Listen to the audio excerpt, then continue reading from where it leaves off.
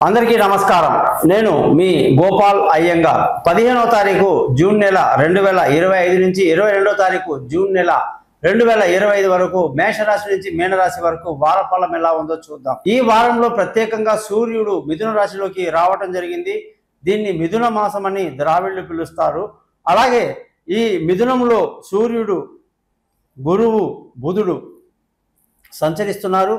కుజుడు, కేతువు సింహరాశిలో సంచరిస్తున్నారు।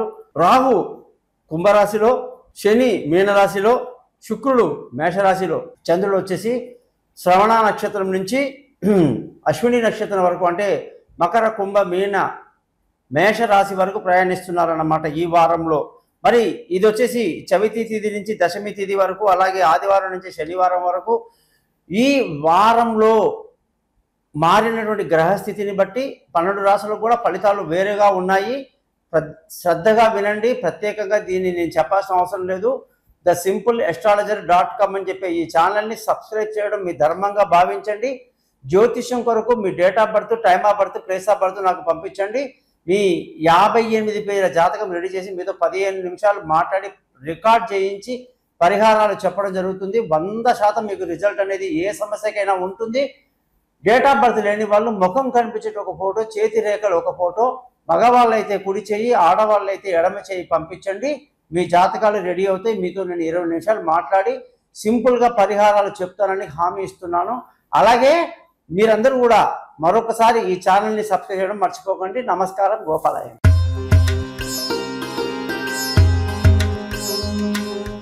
అందరికీ నమస్కారం। 15వ తారీఖు జూన్ 2025 నుంచి 21వ తారీఖు జూన్ 2025 వరకు మిథున రాశి వాళ్ళకు ఎలా ఉందో ఈరోజు తెలుసుకుందాం। మిథున రాశి అధిపతి బుధుడు స్వక్షేత్రంలో మిథునంలో ఉండడం వల్ల చాలా అద్భుతంగా ఉంది। దీనివల్ల మిథున రాశి వాళ్ళు ఉత్సాహంగా, ఆనందంగా ఈ వారం అంతా గడుపుతారు। విందులు, వినోదాల్లో పాల్గొంటారు, నిశ్చితంగా సంతోషంగా ఉంటారు, మానసిక స్థైర్యం బాగా ఉంటుంది। అలాగే వీళ్ళ ధన ఆదాయం ఈ వారం చాలా బాగుంది, కుటుంబ సంతోషం చాలా బాగుంది, పిల్లల చదువు పట్ల ప్రత్యేక శ్రద్ధ వహిస్తారు। బంధువుల, స్నేహితుల సహాయ సహకారాలు పెద్దగా లేనప్పటికీ మానసిక ధైర్యాన్ని కలిగి ఉండాల్సిన పరిస్థితి ఉంది। విలువైన వస్తువులు, భూములు, ఇల్లు, వాహనాలు, ఇతరత్ర ఏదైనా సరే కొనడానికి ఎంతో అనుకూలంగా ఉంది। శుక్రుని యొక్క అనుగ్రహం వల్ల పిల్లల యొక్క భవిష్యత్తు అంటే వాళ్ళను దూర ప్రయాణాలు చేయాలన్నా, ఏదైనా పెద్ద కాలేజీలో చేరాలన్నా, యూనివర్సిటీలో వెతకాలన్నా, సబ్జెక్ట్ దొరకాలన్నా విదేశాల్లో చాలా అనుకూలంగా ఉంది। మంచి ఆలోచనలతో ఈ వారం అంతా గడుపుతారు। అలాగే ప్రయాణాలు చాలా సుఖవంతంగా ఉంటాయి। ఈ వారంలో ఆరోగ్యపరమైన విషయాల్లో ఎటువంటి బెంగ అక్కర్లేదు, బ్రహ్మాండమైన ఆరోగ్యం ఉంటుంది। శత్రువులు మిత్రులవుతారు, అప్పుల బాధలన్నీ తొలగిపోతాయి అన్నమాట। మిథున రాశి వాళ్ళకి ఇవాళ అన్ని గ్రహాలు కూడా అంటే బుధుడు లేదా చంద్రుడు, సూర్యుడు, మళ్ళీ శుక్రుడు అందరూ కూడా చాలా అనుకూలంగా, కుజుడు కూడా అనుకూలంగా ఉన్నాడు। ఇక ధనుస్సు రాశిలో అంటే మన భార్య యొక్క స్థానం కానీ చూసుకుంటే లేదా భర్త స్థానం చూసుకుంటే భార్యాభర్తల మధ్య చక్కటి అన్యోన్యత కలిగి సంతోషంగా, ఆనందంగా గడుపుతారు। పెళ్లి కాని వాళ్ళకు పెళ్లి కుదురుతుంది, దూరంగా ఉన్న వాళ్ళు కలుసుకుంటారు।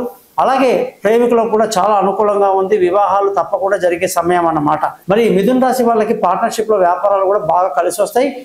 వీళ్ళ యొక్క అదృష్టంగానే చూసుకుంటే శని ఎప్పుడైతే దశమంలోకి వెళ్ళిపోయాడో చాలా మంచి అదృష్టవంతులు ఉన్నారు।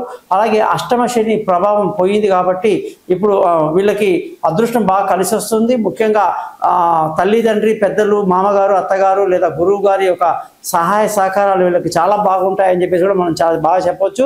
ముఖ్యంగా మిథున రాశి వాళ్ళకు వ్యాపార పరంగా చూసుకుంటే వ్యాపారంలో కొంచెం నష్టానికి గురయ్యే అవకాశం ఉంది। అంటే ఈ రాశి వాళ్ళు కేవలం కుజగ్రహానికి చిన్న పరిహారం చేసుకుంటే సరిపోతుంది, ఖర్చులు అధికంగా ఉంటాయని చెప్పొచ్చు।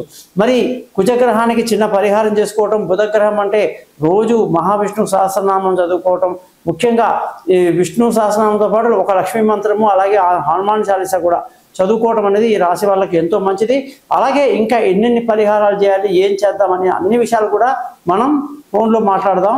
మీ పేరు, డేటు, టైము నేను చెప్పిన నెంబర్కి పంపించండి। నేను మీతో మాట్లాడి పరిహారాలు చెప్పి జాతకాన్ని కూడా PDF చేసి పంపిస్తాను। అలాగే ఈ ఛానల్ని సబ్స్క్రైబ్ చేయడం మాత్రం మర్చిపోకండి। నమస్కారం, గోపాలయ్య।